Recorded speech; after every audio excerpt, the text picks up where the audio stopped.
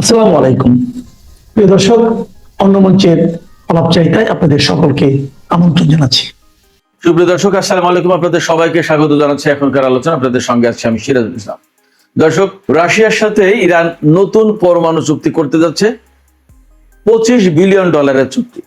যখন আমেরিকা ইরানের বিরুদ্ধে প্রলয়ঙ্কারী নিষেধাজ্ঞা দিয়েছে, তখন ইরান এবং রাশিয়া এই চুক্তি করতে যাচ্ছে। এই চুক্তি তো আর বিনা পয়সায় হবে না, $25 বিলিয়ন হবে এই চুক্তির মূল্য। তার মানে ইরান রাশিয়াকে এত ডলার দেবে আর রাশিয়া ইরানের হয়ে কাজ করবে। এর মানে দুই দেশের ভেতরে বাণিজ্য হলো, বাণিজ্য। যেমনটি ইরানের বিরুদ্ধে নিষেধাজ্ঞা আরোপ করা চীন মানবে না, তেমনি রাশিয়া কথাই নয় কাজে দেখিয়ে দিচ্ছে তারাও মানবে না। এরপরে ইরানের পরমাণু শক্তি সংস্থার প্রধান তিনি গুরুত্বপূর্ণ এক তথ্য দিয়েছেন। কি তথ্য জানেন? পরিদর্শক দল ইরানের পরমাণু স্থাপনা পরিদর্শন করতে আসতে চেয়েছিল। ইরান তাদেরকে বলছে নো পারমিশন, এদিকে আসা যাবে না। ইরান বলছে নতুন প্রোটোকল ঠিকঠাক করা হবে, তারপরে কতদিনে ঠিক হবে নোবডি নোজ। এর ভিতরে তো আবার আলোচনা চলছে ইরানের সংসদে যে ইরান এনপিটিতে থাকবে কিনা, সেটাই তো প্রশ্ন। অতএব পশ্চিমা পরিদর্শক দল ইরানের পরমাণু স্থাপনা হর হামেশা পরিদর্শন করতে যে আসতো, সেই সুযোগ সম্ভবত তাদের জন্য আর থাকছে না। এদিকে ইরানের প্রেসিডেন্ট মাসুদ পেজেশকিয়ান নতুন প্রস্তাব দিয়েছে মুসলিম দেশগুলোর উদ্দেশ্যে। তিনি বলেছেন মুসলিম দেশগুলোর ভেতরে এখন নন অ্যাগ্রেশন প্যাক্ট, অর্থাৎ কেউ কাউকে আক্রমণ করবে না, এরকম একটা চুক্তি হওয়া উচিত। আরো কিছু কথা বলেছেন। সুপ্রিয় দর্শক, এই বিষয়গুলো নিয়েই এখনকার এই ভিডিওতে আমি মোটামুটি বিস্তারিত আলোচনা করার চেষ্টা করব। আশা করছি খুবই ভালো লাগবে আপনাদের আলোচনা। আর আলোচনা যদি ভালো লাগে তাহলে লাইক, কমেন্ট, শেয়ার করবেন এবং চ্যানেলটি সাবস্ক্রাইব করে সাথেই থাকবেন। দর্শক, চলুন আমরা বিস্তারিত আলোচনায় ঢুকে পড়ি। রাশিয়ার সাথে ইরানের যে চুক্তি হতে যাচ্ছে সেটি $25 বিলিয়ন চুক্তি। এটা শুধুমাত্র পরমাণু স্থাপন করবে, গড়ে তুলবে। রাশিয়া ইরানে আরো বেশ কয়েকটি পরমাণু বিদ্যুৎ কেন্দ্র গড়ে দেবে আর কয়েকটা ছোটখাটো পরমাণু রিয়াক্টর স্থাপন করে দেবে রাশিয়া ইরানের সাথে একেবারে টুকিটাকি কোনো বাণিজ্য করতে যাচ্ছে না। এই যে চুক্তি, এই চুক্তির আওতায় তো ইরান রাশিয়াকে টাকা দেবে $25 বিলিয়ন, মানে $2500 কোটি। এই চুক্তিটা আগামী সপ্তাহে, অর্থাৎ আগামী কয়েকদিনের ভিতরেই কিরগিজস্তানে হবে। ইরানের প্রেসিডেন্ট মাসুদ পেজেশকিয়ান এবং রাশিয়ার প্রেসিডেন্ট ভ্লাদিমির পুতিন দুজন বৈঠকও করবেন। এর মানে দাঁড়াবে যে যখন তারা দুইজন চুক্তিতে সই করবেন এবং বৈঠক শেষে হ্যান্ডশেক করবেন, সংবাদ সম্মেলন করবেন, সাংবাদিকদের সামনে ক্যামেরায় পোজ দেবেন, ফটো সেশন করবেন, তখন আমেরিকা যে প্রলয়ঙ্কারী নিষেধাজ্ঞা দিয়েছে সেই নিষেধাজ্ঞাকে জাস্ট বৃদ্ধাঙ্গুলি প্রদর্শন করা হবে, বুড়ো আঙুল দেখানো হবে। রাশিয়া এবং ইরান দেখাবে যে আমরা তোমার এই নিষেধাজ্ঞা মানছি না, আমরা আমাদের কাজ করে যাচ্ছি। চীন যেমনটি বলেছে, চীন তার স্বার্থ এবং অধিকার রক্ষার জন্য যা প্রয়োজন তাই করবে, যে ব্যবস্থা নিতে হয় তাই করবে। ঠিক রাশিয়া অত কথা না বলে আসল কাজে দেখিয়ে দেবে। এপাশে পাকিস্তান কিন্তু বলেছে তারা আন্তর্জাতিক আইন অনুসরণ করবে নিষেধাজ্ঞা মানার ক্ষেত্রে। তার মানে যেহেতু আমেরিকার নিষেধাজ্ঞা একতরফা, আন্তর্জাতিক আইনের অধীনে না, অতএব পাকিস্তান আর মানবে না। আরো অনেকেই বলেছে। সেক্ষেত্রে আমেরিকা যে চ্যালেঞ্জের মুখে পড়েছে এই নিষেধাজ্ঞা বাস্তবায়ন করার ক্ষেত্রে ইরানের বিরুদ্ধে, অ্যাকচুয়ালি তার জীবনে আমেরিকার ইতিহাসে এবার প্রথম নিষেধাজ্ঞা বাস্তবায়ন করার ক্ষেত্রে চ্যালেঞ্জের মুখে পড়েছে। এটা হবে, ডোনাল্ড ট্রাম্পকে এইভাবে ফাঁদে ফেলবে, এটা ইরান, রাশিয়া এবং চীনের বহুদিনের কৌশল। করবে তো এটা। ডোনাল্ড ট্রাম্পের আমলে যদি রাশিয়া এবং চীন আমেরিকার বিরুদ্ধে যুদ্ধ শুরু করে, তাতেও খুব অবাক হওয়ার কিছু থাকবে না। ইউক্রেনকে কেন্দ্র করে ইউরোপীয় বেশ কিছু দেশ, নেটোভুক্ত দেশ, তারা রাশিয়ার সাথে যে ব্যবহার করছে, যেভাবে অ্যাগ্রেসিভ ভূমিকা পালন করছে, তাতে যে কোনো সময় তাদের উপরে রাশিয়া হামলা চালাতে পারে। যদি রাশিয়া হামলা চালায় তাহলে আমেরিকা কিন্তু আলটিমেটলি নেটো জোটকে রক্ষা করার জন্য সেখানে যুদ্ধ করতে বাধ্য। যদি তা না করে নেটো জোট ভেঙে যাবে। আর যদি সেই যুদ্ধ করে তাহলে ইরানের সাথে মধ্যপ্রাচ্যে আমেরিকা বিপর্যয়ের মুখে পড়বে। ওপাশে চীন তখন কিন্তু আর এক ধাক্কা দেবে। তার মানে এই যে সময়টা, এই সময়ের ভেতরে আমেরিকার বিশ্ব অঙ্গনে অবস্থানগত মারাত্মক পরিবর্তন এসে যাবে। তার মানে সারা বিশ্বে আমেরিকার যে অবস্থান ছিল সেই অবস্থান আর থাকবে না, ভীষণভাবে বদলে যাবে, এমন সম্ভাবনা যথেষ্ট।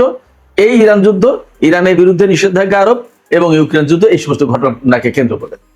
এদিকে ইরানের আণবিক শক্তি সংস্থার প্রধান মোহাম্মদ ইসলামী তিনি জানিয়েছেন, পশ্চিমা পরিদর্শক দল আসতে চেয়েছিল ইরানে তাদের পরমাণু কর্মসূচি পরিদর্শন করার ক্ষেত্রে। বিশেষ করে আমেরিকা এবং ইসরায়েলের হামলায় যে সমস্ত পরমাণু স্থাপনার উপর ক্ষতিগ্রস্ত হয়েছে, সেই সমস্ত পরমাণু স্থাপনা দেখতে আসতে চেয়েছিল। তারা বলতে চেয়েছে যে হামলার পরে এই সমস্ত পরমাণু স্থাপনাগুলোর অবস্থা কি, আমরা সেটা দেখতে চাই। ইরান বলছে নো, আসা যাবে না, কোনো পারমিশনে আসা যাবে না। এই হামলার পরে আমরা নতুন প্রোটোকল ঠিক করবো, অর্থাৎ কে কোনভাবে এই সমস্ত পরমাণু স্থাপনা পরিদর্শন করবে, আদৌ পরিদর্শন করতে পারবে কিনা, কাকে দেব না পরিদর্শন করতে, এবং পরিদর্শন করলে কি কি শর্ত মেনে আসতে হবে, এই সমস্ত নানান বিষয়ে একটা প্রোটোকল ঠিক করবে ইরান, তারপরে এই সুবিধা দেবে। মোহাম্মদ ইসলামী পরিষ্কার করে বলছেন, পশ্চিমা এই যে পরিদর্শক দল, তারা ইরানের পরমাণু কর্মসূচি, ক্ষতিগ্রস্ত হওয়া পরমাণু স্থাপনা দেখতে চায়। তারা প্রকৃতপক্ষে ইরানের এই পরমাণু স্থাপনা নিরাপত্তার দায়িত্ব নিতে বা নিরাপত্তা প্রতিষ্ঠার জন্য আসতে চায় না। তারা আসতে চায়, দেখতে চায় আমেরিকা এবং ইসরায়েলের হামলায় আমাদের পরমাণু স্থাপনা কতটুকু ক্ষতি হয়েছে সেটা, মানে এখান থেকে তথ্য নিয়ে আমেরিকা এবং ইসরায়েলকে জানাবে তারা। মোহাম্মদ ইসলামের বক্তব্য এটা। ফলে ইরান খুব শক্তভাবে দাঁড়িয়েছে যে না, দেখতে আসা যাবে না পরে। এদিকে আপনারা তো শুনেছেনই যে ইরানের জাতীয় সংসদে আলোচনা হচ্ছে, ইরান পরমাণু নিরস্ত্রীকরণ চুক্তি বা এনপিটিতে থাকবে কিনা। যদি না থাকে তাহলে এই সমস্ত পরমাণু পরিদর্শককে ইরানের পরমাণু স্থাপনায় আসতে দেওয়ার আর কোনো মানেই নেই, আসতেও দেবে না। ইরান যে যুক্তি দেখাচ্ছে সেটা খুবই স্ট্রং, যে আমরা এনপিটিতে থাকার পরে যদি আমাদের পরমাণু স্থাপনায় হামলা হয়, আমাদের উপরে যদি হামলা হয়, তাহলে এই এনপিটিতে থাকার কি মূল্য আছে, কি মানে আছে, লাভটা কি, থাকবো না, এমন হতে পারে। ইরানকে নিয়ে, হরমুজ প্রণালীকে নিয়ে আসলে আমেরিকা ভীষণ সংকটে পড়ে গেছে। ইরানের বিরুদ্ধে যে এই যে গত সোমবার যে নিষেধাজ্ঞা আরোপ করলো, সেই নিষেধাজ্ঞার পেছনে নাকি নেতানিয়াহু নিজেই কথা বলেছেন যে আমার বুদ্ধি পরামর্শ মতো ডোনাল্ড ট্রাম্প ইরানের উপরে এই ভয়াবহ অর্থনৈতিক নিষেধাজ্ঞা আরোপ করেছে, যার মাধ্যমে ইরান নত হতে বাধ্য। এপাশে আজকেও ইরানের আইআরজিসি বলেছে হরমুজ প্রণালী ইরানের কন্ট্রোলে আছে এবং ইরানের কন্ট্রোলেই থাকবে।